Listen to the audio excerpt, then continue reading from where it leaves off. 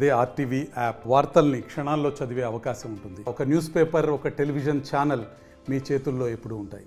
పేద పిల్లలు ఇంగ్లీష్ మీడియంలో చదవకూడదు అని అడుగుతున్నాను.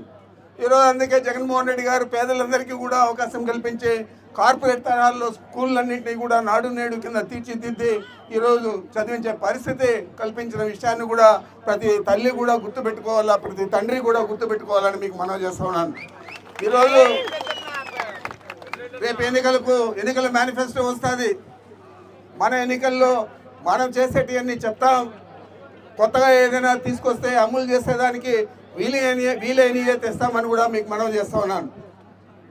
అంతేగాని చంద్రబాబు నాయుడు మాదిరి ప్రతి మహిళకు కేజీ బంగారు ఇస్తాను, ప్రతి రైతుకు ఇంటికి ఒక బెంచ్ కారు ఇస్తాను, మరి ప్రతి యువకుడికి ఒక మోటార్ సైకిల్ ఇచ్చి ఇంకా నిరుద్యోగ వృత్తి ఇస్తాను, ఎంతమంది యువకులు ఉంటే అంతమందికి కూడా అని చెప్పే పరిస్థితి ఉంటుందని కూడా మీకు మనవి చేస్తాను.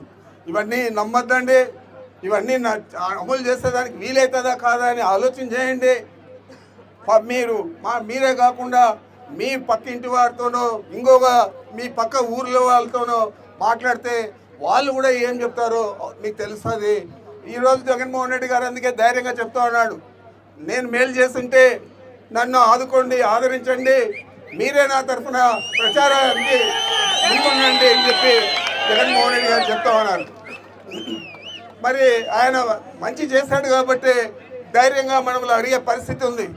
మా కార్యకర్తలు కూడా ఈరోజు, మా నాయకులు కూడా ఈరోజు ప్రతి ఇంటికి పోయి ఓట్లు అడిగేదానికి ధైర్యంగా అడగచ్చు. అదే పరిస్థితి అక్కడ లేదు. తెలుగుదేశం పార్టీ వారు పోతే ఏం చేశారు మాకు అని అడిగే పరిస్థితి ప్రతి ఇంట్లో కూడా, ప్రతి మహిళ కూడా అడిగే పరిస్థితి ఉంది, ప్రతి రైతు కూడా అడిగే పరిస్థితి ఉంది, ప్రతి యువకుడు కూడా అడిగే పరిస్థితి ఉందని కూడా మీకు మనవి చేస్తున్నాను. అంచేత దయచేసి మన నాయకుడు జగన్మోహన్ రెడ్డి గారు మన రాష్ట్రానికి ఇంకొకసారి ముఖ్యమంత్రి అయితే ఇంకా ఎన్నో అభివృద్ధి కార్యక్రమాలు కానీ సంక్షేమ పథకాలు కానీ పూర్తి స్థాయిలో అమలు చేస్తాడు. చెప్పిన మాట కాపాడుకునే వ్యక్తి జగన్మోహన్ రెడ్డి గారు. ఏం చెప్తే ఆయన చేస్తాడు కాబట్టి వారిని మీరు ఆశీర్వదించండి. వారిని ఆశీర్వదించాలంటే ఇక్కడ మక్బూల్ ఎమ్మెల్యే అయితేనే అక్కడ ఆయన ముఖ్యమంత్రి అవుతాడు. పార్లమెంట్లో శాంతమ్మ గారు గెలిస్తేనే పార్లమెంట్లో మన సంఖ్యాబలం పెరుగుతుంది.